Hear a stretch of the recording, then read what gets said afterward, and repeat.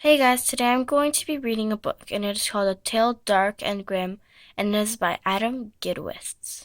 So, let's get started. Chapter 1 Hansel and Gretel. Chapter 1 Hansel and Gretel. Once upon a time, two children left their home and walked out into the wide, wild world. The land was dark as Hansel and Gretel made their way across the level turf beyond the place moat. They had never left the palace by themselves before, and they knew little of the great world beyond its walls. But they had never been frightened by what their father had done, and they believed firmly in their little hearts that parents should not kill their children, and they were resolved to punish theirs by going out and finding a family that was nice, as a family should be. How to find such a family, though? They had no option but to walk and walk and walk until they came across one.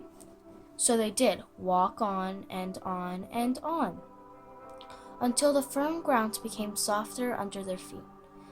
Soon they found themselves in the midst of muck-thick swamp, where will-o'-the-wisps danced and bullfrogs croaked. They became frightened, but on they went. When the sun came up the next morning, and the swamp still showed no sign of coming to an end, Gretel began to worry. "I think we'll be lost forever," she said. Hansel said, "And there's no food anywhere." But Hansel was wrong, for just then the two children saw a marvelous sight. There was a house right in the center of the swamp. Its walls were in color of chocolate cake, and its roof glittered under the rising sun like icing. Slowly, the two hungry travelers approached it. "I'm hungry," Hansel said. "Me too," Gretel agreed. "It looks like cake," Hansel said. "It smells like cake," Gretel agreed. "Let's eat it," Hansel cried. Nom, nom, nom. Gretel tried to agree, but her mouth was already full of fudgy, moist chocolate cake. Just then the door to the house flew open, and a woman in a baker's apron appeared on the front step. "Who's eating my house?" she bellowed. Hansel hid a handful of cake behind his back. Gretel had a chocolate all over his face. "No one," Hansel said. Gretel nodded, swallowing. But the baker's woman's face softened when she saw the two children. "You must be lost to be in the middle of the swamp all by yourselves. Are you hungry?" Gretel nodded and tried to sneak another handful of cake from the wall of the house. "Well, don't eat my house," the baker woman laughed. "Come in and I'll fix you a proper breakfast." So the children came in, and she made them goose eggs with wild boar bacon and good thick brown German bread with butter. They were so full after breakfast and so exhausted from having walked all night that the kindly baker woman put them in her bed and let them sleep all day. When they woke, a wonderful meal of sausages and potatoes and cold milk was laid out before them. "But I'm not hungry," Hansel said. "Oh, you must eat. Eat up and regain your strength," the baker woman told him. So the children ate. The food was delicious. The baker woman asked the children what their names were. "This is Gretel," Hansel said as he shoveled a disgustingly large amount of potatoes in his mouth. "And I am her brother, Hansel." Then the baker woman wanted to know how they had come to her house. They were careful not to let her know where they were, that they were royalty, lest she returned them to the castle and their murderous parents. But they did tell her that they were careful not to let her know that they were royalty, lest just return them to the castle and their murderous parents. But they did tell her that her parents had cut off their heads, which the baker woman didn't believe, and that they were looking for a kind family where no one would ever do that to them again. "And where we can eat cake whenever we want," Gretel added hopefully. The baker woman smiled and brought forth an enormous chocolate cake. "Hooray!" Hansel cried. Gretel shoved a fistful into her mouth. The two children stayed with the baker woman for many weeks. Every day they ate 3 enormous meals, plus a snack between lunch and dinner, and one before bedtime. They could eat whatever they wanted, and they did. Gretel shoveled a chocolate cake into her mouth continuously, smearing it on her pink cheeks like war paint. Hansel wasn't much better. One night, as the children lay in bed with horrible stomach aches, Hansel said to his sister, "Do you think this is heaven? The baker woman does all the work. We can eat as much as we like, and we never have to do anything." "It must be heaven," Gretel said. Then Hansel said, "Gretel, do you miss our parents?" Gretel tried to think if she did or not, but she could tell. She was too busy eating the wall. It wasn't heaven, of course, for as you know well, the baker woman was planning to eat them, but she wasn't a witch. The brothers Grimm called her a witch, but nothing could be further from the truth. In fact, she was just a regular woman who had discovered sometime around the birth of her second child that while she liked chicken and she liked beef and she liked pork, what she really, really liked was child. I bet you can figure out how this happened. When I was little, my mother used to say, "Oh, you're so cute. Look at those arms. Look at those little legs. Look at that little tookie." That was my mother's words from my bottom. Then she said, "I'm going to eat you up." And she said it like she meant it. Has your parents ever said something like that to you? Most parents say that kind of stuff all the time. You know, it's totally normal. Just be careful not to let them actually taste you.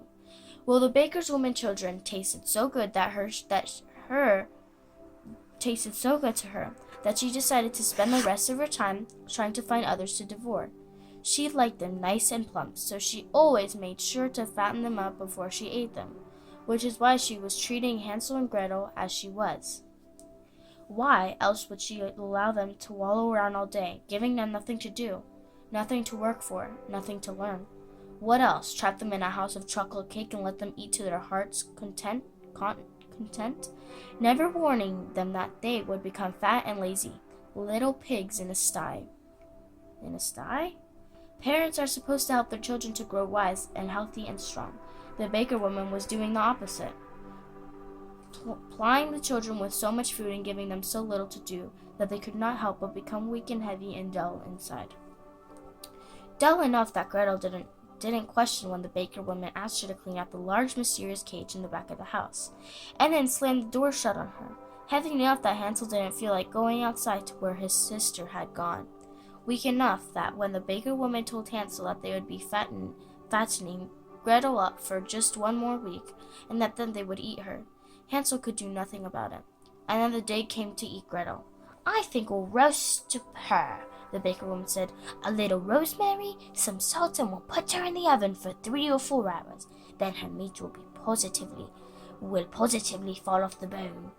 She brought the fat Hansel down to her basement, where she stood in an enormous oven. "I need you to check if this is hot enough, sweetie," the baker woman said. "I'm going to start heating it, and you get inside while I can smell your skin roasting. I'll know it's ready for your sister." She shoved Hansel inside and closed the oven door. The oven became hotter and hotter, and Hansel began to sweat.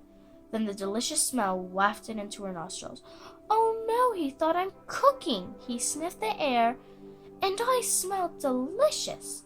But he wasn't cooking. It was just a reminder of his leg of goose. Reminder of a leg of goose that he had hidden in the trouser pocket from last night's dinner and had forgot to eat it before he fell asleep. It was so hot in the oven that the skin was crinkling. The baker woman smelled it too. It was so hot in the oven that the skin was crinkling. The baker woman smelled it too. She came down and opened the oven door. "Are you cooking yet?" she said, but Hansel shook his head and took another bite of the goose leg. The baker woman frowned and closed the oven door. "I probably should have said yes," he thought. "Oh well." He finished off the goose leg and continued to sweat. Soon another delicious smell rose to his nostrils. "Oh no," he thought, "now I'm cooking for certain." He sniffed at the air, and I smelled delicious.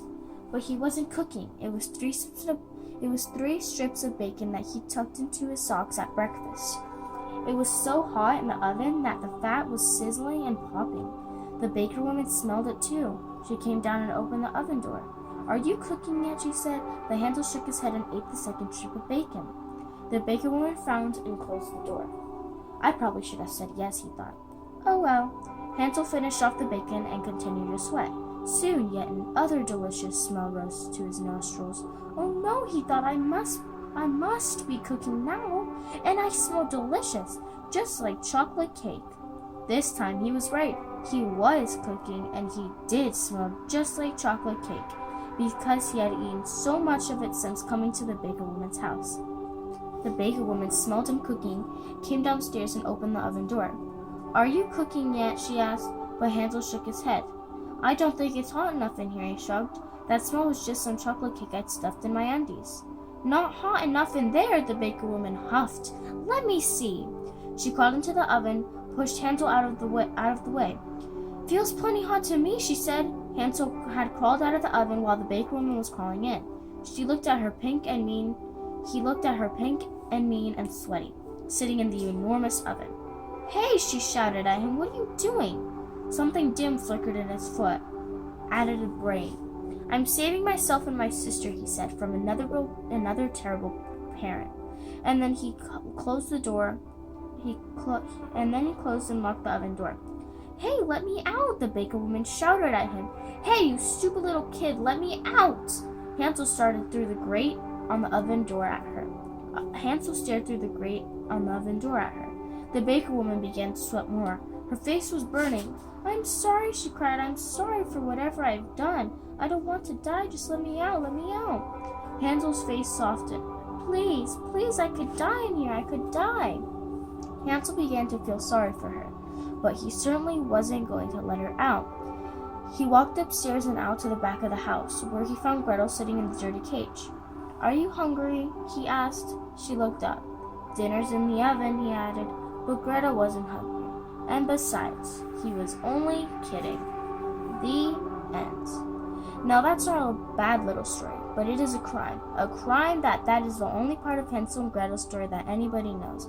Yeah, nearly getting eaten by a cannibalistic baker woman is bad, but not nearly as bad as what's to come. Speaking of which, the little kids might have liked that one, or at least, they probably could have sat through it without screaming their heads off. In fact, if any little kids heard that story, that's just fine. Hi, little kids, but things get much worse from here on. So why don't you go hire a babysitter and let's do the rest of this thing alone. That's the end of this chapter. See you guys. Bye. Chapter 2. The 7 Swallows. Once upon a time, a man lived with his wife and 7 sons in a cozy little hut in the middle of a small village. The sons were strong and good, and the wife was kind and loving. And you would think that they would be a very happy family. And for the most part, you would think right, but the father wasn't quite as happy as he could have been. You see, he wished for a daughter more than anything in the world, but since he and his wife had tried for 7 times and failed each time, he was now resigned never to get his wish. Imagine his surprise then, with one evening a boy and a girl knocked on his door and asked if they could come and live with him. They explained that they had run away from 2 different homes together. One where their parents had cut off their heads, and the other where a wicked woman had tried to eat them. The man nodded at them like you nod at crazy people. But they said, when they saw this cozy little house in the center of the village with candlelight flickering in every window, they decided that it was a better house for a family than either a palace or a cake house, and that any parents who lived inside would probably love them and not try to hurt them. So they had decided that they would like to live there for the rest of their days, if that was okay with the man and his wife. Well, the man was delighted. Maybe their heads really had been cut off. So what? Who cared? He breathlessly ushered in Hansel and Gretel, for that's who they were, of course, and told his wife to prepare them dinner. Then he ran to tell his 7 sons to go to the town well for water for the bath. Who's taking a bath? The eldest one said. Your new brother and sister, the father shouted with joy. Now hurry up.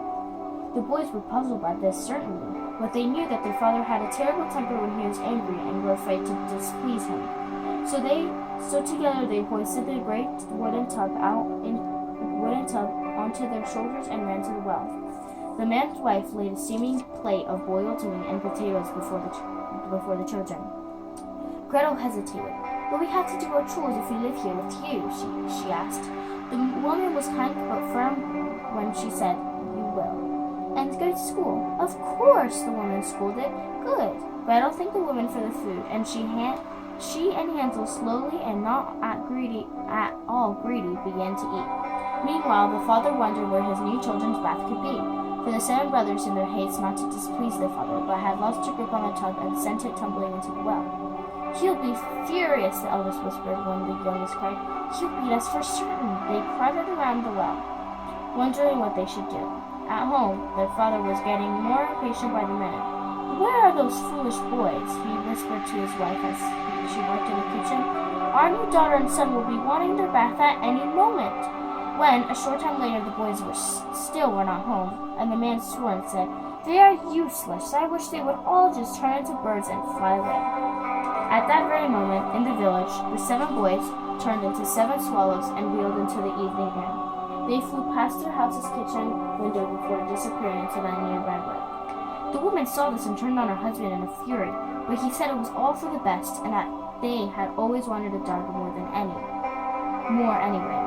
He made her promise never to tell their new children what had happened, for he said what good could come of their knowing. Reluctantly, and with tears in his eyes, his wife agreed. At first, things were fine in the cozy little house. Hansel and Gretel's new parents were very kind and always took especially good care of Gretel. But the child soon began to worry. Their new father was happy, but their mother seemed to bear a great sadness with her wherever she went. Gretel, in particular, loved her new mother very much. She could not stand to see her so upset. "Tell me, mother," what she would say. "Tell me what's wrong." But always her mother would pretend to laugh and shoo her away. There were other strange things that Hansel and Gretel began to notice. The room had 7 beds in it, and more than one day, and once they asked their new parents what these 7 beds were for. Their parents told them it had been a guest room, for Hansel and Gretel had come to live there. But Gretel didn't believe them. "Who has 7 guests at once and makes them sleep in the same room?" Gretel wondered out loud. Hansel was less worried. Once he came upon the new father staring at the 7 empty beds in the room with a tear hanging from the end of his nose. But he didn't know what to make of it. Besides, he was happy to be in a place where your father wouldn't cut off your head and your mother wouldn't try to eat you. But Gretel grew more and more uncomfortable living there. She heard whispers about the town. "Oh, nice children, yes, but what a sacrifice! All 7 sunned at once," and she wondered more and more about their new mother's sadness. In time, one of the children at the town told Gretel the whole story, and a few other children, wide-eyed and earnest, confirmed it. "Everyone in town knows everything about everybody." "We can't live here anymore," she implored her brother in the night. "It's our fault that those boys were turned into swallows. We must do something." Hansel was devastated. Aren't they any good parents in the whole wide world?" he muttered. "It's my fault," Gretel said, for the children had told her how badly her father wanted a daughter. "He did it because of me." She turned to Hansel. "We've got to find them." "What? Who? The swallows? How are we going to find 7 little birds out here?" he said, and gestured at the window of the room. The gesture was so weak and small that it made out there seem utterly unconquerable. Gretel didn't know, but she did know that they had to try. Otherwise her heart would break from guilt. Hansel didn't think that they had any hope of finding them, but he had suddenly began to worry that his new father would wish him into a swallow too. So he agreed to go and try. When the night was heavy and their new parents were asleep, Hansel and Gretel slipped out into the darkness to find the 7 swallows. They walked all night and all the next day and the next night and the next night. "I still don't know how we're going to find them," Hansel sighed. Gretel shook her head, but as the sun came up the next morning, dazzling her eyes, Gretel said, "I know! The sun! She sees us everywhere we go. She must know what happened to the 7 swallow boys. Let's ask her." Hansel thought she was crazy. On the other hand, he didn't have any better ideas. So Hansel and Gretel climbed the tallest tree they could find until they were right up near the sun. They tried to speak to her, but she was too hot and terrible. They had to hide their faces. Hansel tugged on Gretel's shirt. "I think she hates children," Hansel whispered. Gretel thought he was probably right. They climbed back down the tree and started walking again. That evening, as the moon rose above the trees, Gretel said, The moon sees us just as much as the sun, and he's not so hot and terrible. Let's go and ask him." So they climbed the tallest tree and got as near as they dared to the moon. The moon was not hot and terrible. Instead, he was cold and creepy. "Be very full of fish. I think I smell child flesh," he said. Hansel and Gretel hurried down the tree as quickly as they could. Yes, the moon really did say that. No, I don't think the moon ate people either, but it says so, right in the original Grimm. And it looked up. It's true. And I looked up. It's true. Scared and dejected, Hansel and Gretel walked on until they came to the beautiful lake that shimmered in the starlight. "We've been walking forever," Hansel said. "We'll never find them. Can't we just give up?" But Gretel's gulp was bubbling like a boiled pot inside her. "It's my fault that our new mother's sons have disappeared," Gretel moaned. She began to weep, and her tears fell into the shimmering lake. When they landed, they shook the reflection of the stars in the water, waking them from their glittering sleep.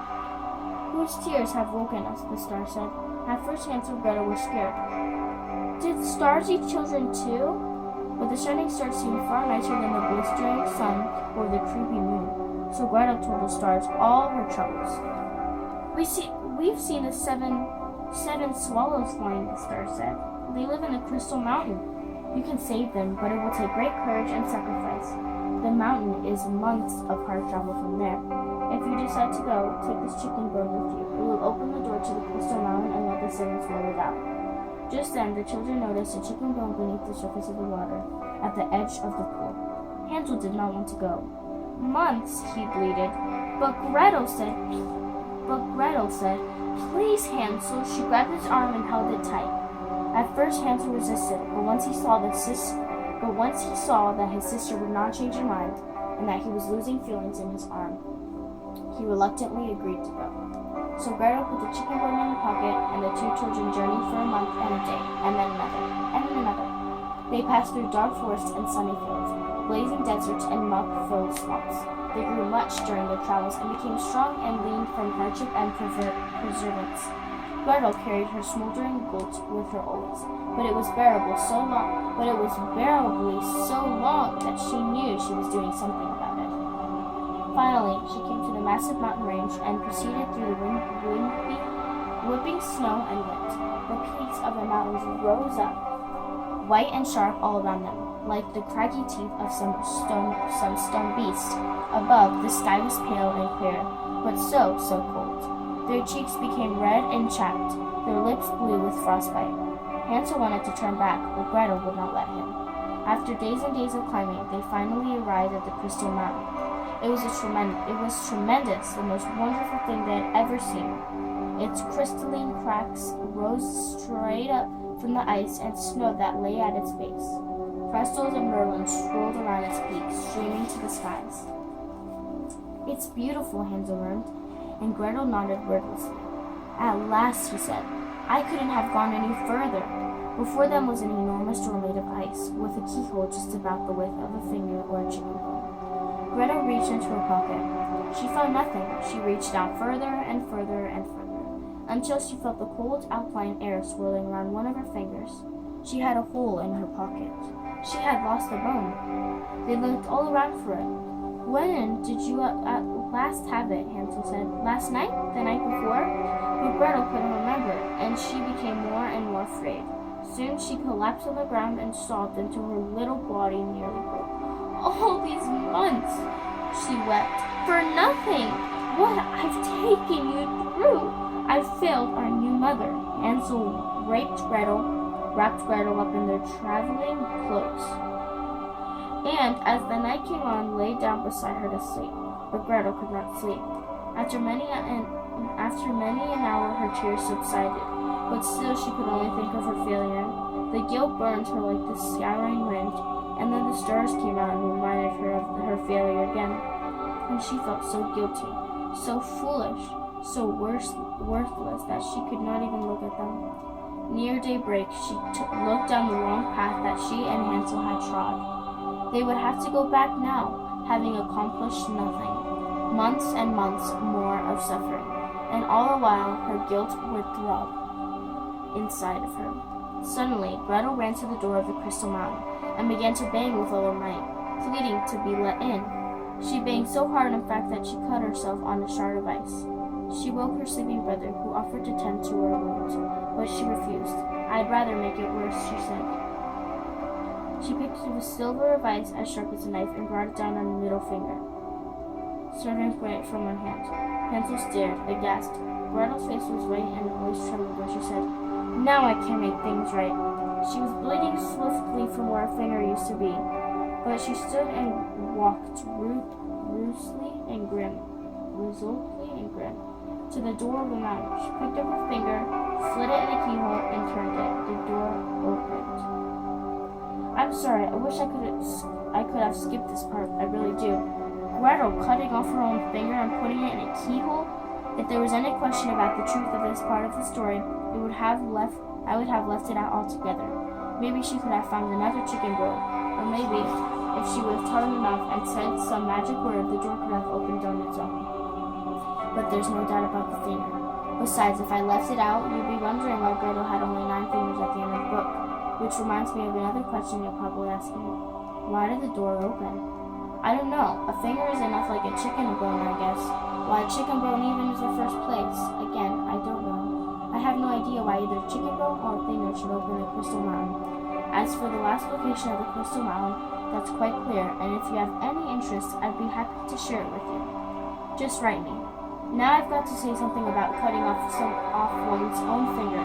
In case any children are still reading or hearing this tale, which would be most beyond belief, given all the terrible things that you have done so far. Cutting off your own finger, my young friends, is about the stupidest thing you could do. Don't do it. You won't be able to open anything with your finger. Only Gretel can. Why? I've already told you. I don't know. Though it may have something to do with the sacrifice. As the door swung open, a storm of brown wings knocked the children back onto the snow. The 7 swallows swirled out of the mountain. They settled on the ground, their black eyes staring Hansel and Gretel curiously. "It didn't work," Gretel said incredulously, her bleeding hand really beginning to hurt. Hansel watched the swallows walk mutely around the white snow. He didn't know what to say. They were still birds. He wanted to cry. After a few months of painful, confused silence, Gretel bent down beside the smallest swallow. "It's time to go home, little bird," she said. "Your mother misses you." The swallow held her in its black gaze. Hansel thought back to the boy's father, and suddenly he remembered that tear hanging from the end of his nose. "Your father misses you too," he told them. Suddenly the claws on the swallow's feet softened, and their thin black legs began to lengthen and grow thick. Wings stretched outward until fingers appeared on their ends. And then there were wrists, elbows, shoulders, and all the rest. The swallow's black eyes paled, their feathers turned to hair and clothes, and finally, in a circle around Hansel and Gretel, stood the 7 brothers. "He misses us?" the little one asked. Hansel and Gretel, amazed by the transformation, nodded dumbly. The boys began to rejoice, and after a fit of hugging and laughing and cheering, the eldest children Hansel and Gretel invited them into the crystal mountain, where they all drank warm milk and ate black forest cookies and talked late into the evening. The next day, the brothers invited Hansel and Gretel to return home with them. Hansel and Gretel said they wanted to talk over it. As soon as they were alone, Hansel said, "I don't want to, Gretel. I don't want to go with them." Gretel nodded solemnly. Hansel sat down heavily on the ground. "I don't want to live with a father that could do something like that to his children." He thought back to all the other parents he had known. His own father had cut off his head. The baker woman had tried to eat Gretel. And then this new father had wished his son into birds. Gretel was thinking the same thing. She felt the space on her hand where her finger had been. She looked up at Hansel. He was leaner and stronger than she had ever seen him. They had both grown much over the difficult journey to the crystal mountain. "Perhaps we don't need parents at all," she said. "Perhaps we can take care of ourselves." "Yes!" Hansel cried, leaping to his feet. "Let's live without any terrible parents at all." And so the 2 brave children, now a little older and a lot wiser, and with only 19 fingers between them, set off into the world to find a life that they could call their own. I wouldn't even bother saying the end anymore. You know it isn't. As for the next story, it is really dark. Frightening things happen. They may feel upset. I'm talking to the big kids now. As for the little ones, if they are still around, I warn you, I plead you, make them go away. Don't let them hear the story. They may have nightmares. No, they will have nightmares. At least you read it yourself first. Then, if you think they can take it, maybe you can read it to them. And then you have only yourself to blame if they can't sleep for a week. Thanks guys for watching this video. Watch my other videos.